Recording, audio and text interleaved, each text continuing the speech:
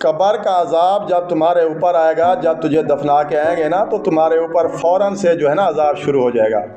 اور قبر کا عذاب خدا کی قسم اتنا بھیانک ہے، اگر کوئی بندہ ساتھ تمہارے ہو کہ باہر آ کے بتائے عوام کو کہ قبر میں کیسا عذاب ہے۔ اور خدا کی پکڑ بہت بہت بری ہے، بہت بری ہے۔ خدا کہتا ہے کہ میرے بندے تو گناہ اتنا کر جتنا تم برداشت کریں، گناہ کر، میرے آگے جھک، معافی مانگ، مجھ سے معافی مانگ۔ جب تو معافی نہیں مانگتا تو خود خدا بن کے بیٹھ جاتا ہے، نعوذ باللہ، نعوذ باللہ، تو خود خدا بن جاتا ہے۔ اگر تم وزیر اعظم بن گیا ہے، کوئی افسر لگ گیا، تو کہتا ہے میں خود خدا ہوں۔ کیسے خدا بن گیا تجھے یہ نہیں پتا کہ نیچے بھی کوئی عوام رہ رہی ہے، کوئی مظلوم رہ رہے ہیں، غریب عوام ہے، کسی کا تجھے خود خیال تک نہیں ہے، کسی کے اوپر تجھے کوئی ترس نہیں آتا۔ خدا کے لیے خدا کے عذاب سے ڈرو۔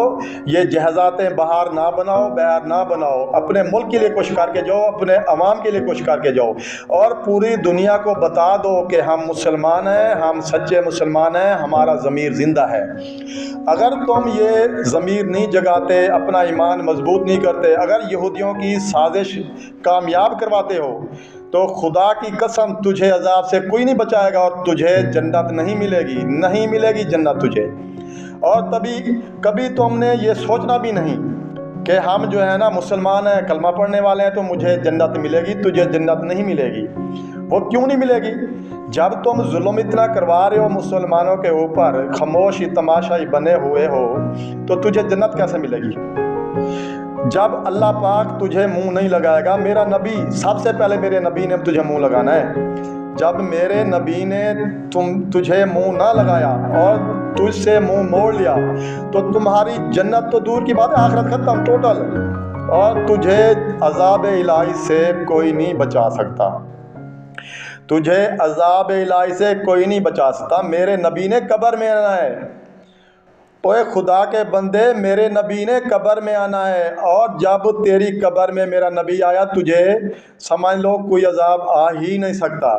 اگر میرا نبی تجھ سے ناراض ہو گیا، اس کی امت کے اوپر جو تم کروا رہے ہو اور خوش ہو کے تماشا دیکھ رہے ہو، تو میرے نبی نے تجھے منہ نہیں لگانا، وہ تمہاری قبر میں نہیں آئے گا۔ جب میرا نبی تجھے منہ نہیں لگائے گا، سمجھ لو تمہاری آخرت ختم، اور تمہارے لیے عذاب الہی شروع، اور تجھے کوئی نہیں بچائے گا۔ میرے نبی نے شفاعت کرنی ہے نا۔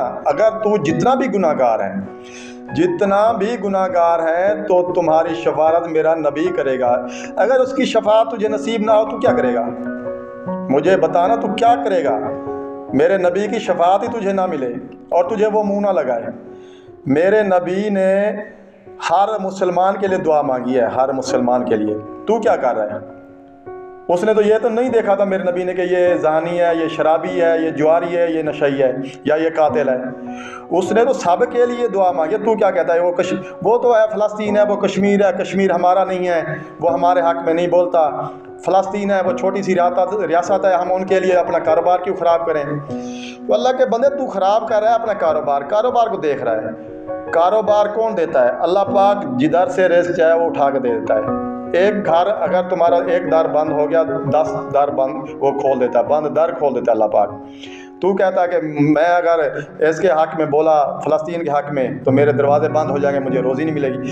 روزی جب اللہ پاک نے کہا ہے کہ روزی کا وارث میں ہوں، عزت، ذلت، رزق میرے ہاتھ میں ہے، تو پھر بھی تو پریشان ہے، پھر بھی تمہارا یقین کہاں ہے؟ وہ جو غیر مذہب ہے ان کا یقین اپنے بھگوانوں کے اوپر ہے۔ تم ان کو کہو کہ میں فلاں ملک میں جانا چاہتا ہوں، تو آپ مجھے راستہ دیں، میں فلاں ملک کو تباہ کرتا ہوں۔ تم کسی ایک بندے کو تو پکڑ کے لے کے آؤ، ایک کسی غیر مذہب پکڑا ہو، ایک غیر مذہب کہا مجھے اڈا دو اپنا، یا اپنا راستہ دو، میں ادھر آ کے فلاں بندے کو گرفتار کر کے آنا چاہتا ہوں۔ وہی تجھے مار دے گا، وہی تجھے مار دے گا۔ اور تم راستے دے رہے ہو غیر مذہب کو، ان کو آسانیاں دے رہے ہو، ہاں جی فلاں کر دو، فلاں کر دو، اور خاموش تماشائی بنے بیٹھے ہو۔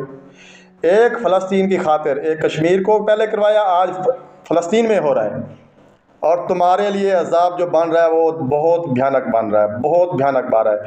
خدا کی قسم مسلمان، تو رول جائے گا، تمہاری کہیں عزت نہیں رہے گی، کسی دنیا میں تمہاری عزت نہیں رہے گی۔ تو جو بھی کر لے، سچا مسلمان بن